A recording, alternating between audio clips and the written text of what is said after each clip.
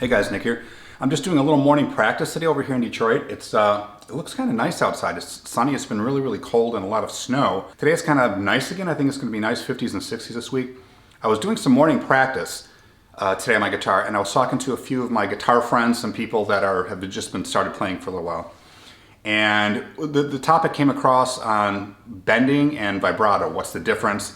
And what are some basic techniques? Everybody's got a different way of doing vibrato. And there's a lot of different things about bending that kind of confuses some newer people and they don't know what to do. So I wanted to do a quick overview video on what bending is and what vibrato is, how they're different, and how to go about both of them, and maybe some little things you can try in the meantime. So let's go take a look. So when you're bending a string, you're actually pushing it or kind of pulling it. What you end up doing is you're pushing it a little bit to make the string a little bit tighter, which ends up making the pitch a little bit higher.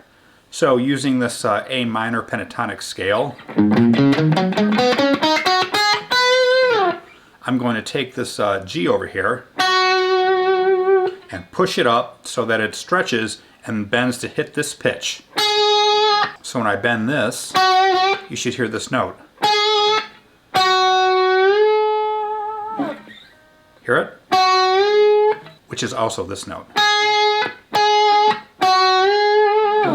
Now you can bend different ways. You can bend 1 fret, which would be from here to here. 2 frets. 3 frets. 4 frets. Even 5 frets. Now using the same pentatonic scale, the most commonly used bends are kind of like right over here.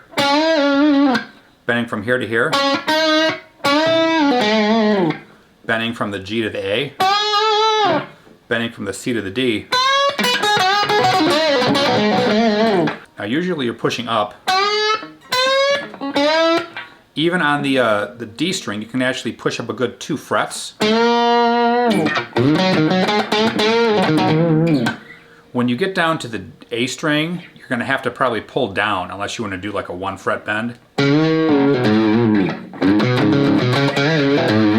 And when you're down on the E string, you're definitely only going to be going down. Now there are a few different ways you can do this. You can make it sound like 2 notes. You can do it kind of quick so it sounds like 1. You can bend and release it so it sounds like 3 notes. You can do it kind of quick. You can bend it and then hit it. Or you can bend it and then release it down.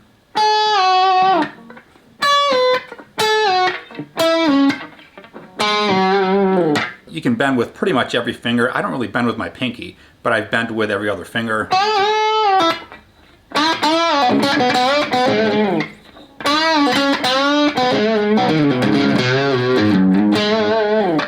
Now vibrato. Vibrato is like just bending a little bit, just like barely, well it depends. You can have like really wide, crazy, fast vibratos, or you can have like very short, mild ones. So basically you're bending and releasing it kind of at a moderate pace. So if I ended up with this riff, I might give that last note a little vibrato, which means bending it a little bit.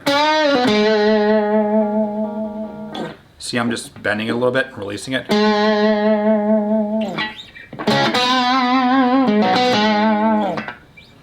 Now different people, and you notice different guitar players have different speeds of vibrato and different widths, and it depends on what song it is, depends on the way you want to play, depends on if you want it to be more subtle or more aggressive. There are different people that have very wide vibratos, like very fast vibratos, very slow vibratos.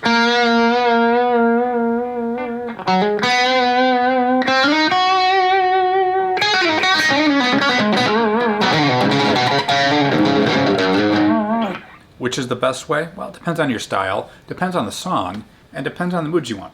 How do you practice these? Well, you can practice a lot of songs. I think the best thing to do is practice a lot of songs, a lot of solos, where you can actually practice bends and vibratos. Another thing is just work it into your average daily schedule. Play a regular scale and do a little vibrato on every note along the way. Like instead of just going, you can add a little vibrato to it while you're practicing it.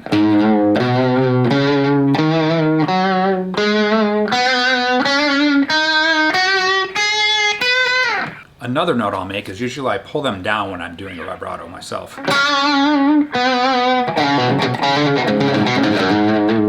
However, on the top string is a little bit different. I'll actually push it up, and even more differently.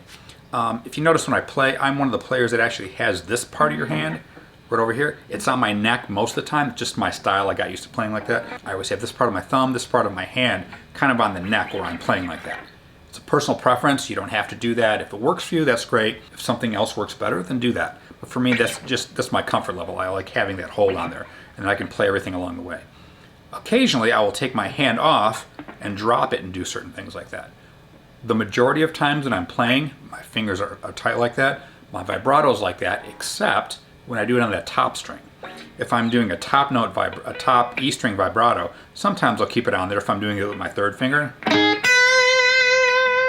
I still have this right on there.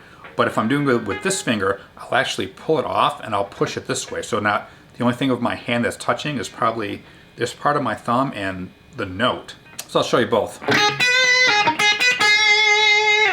you saw, I took it off there. Quick overview on my end. Let me know what you thought. I'm going to be probably doing some more. Let me know if you want some more on this. I can go into like depth onto how to bend more. Different styles of bending, different ways that like maybe Zakk Wylde will bend or his vibrato compared to Steve Lukather, compared to Eddie Van Halen, compared to Randy Rhoads, compared to whoever, Jimi Hendrix. He's got a whole different slide way of styling that I talked about. Let me know what you thought. I can do a lot more of these in the future. Just something I thought real quick would be real helpful to some guitar players, and something I want to throw in there for the guitar instruction kind of part of stuff I do. Let me know what you thought. Hope you have a nice sunny day over here. I think it's going to be nice here today. And I'll talk to you guys soon. Bye.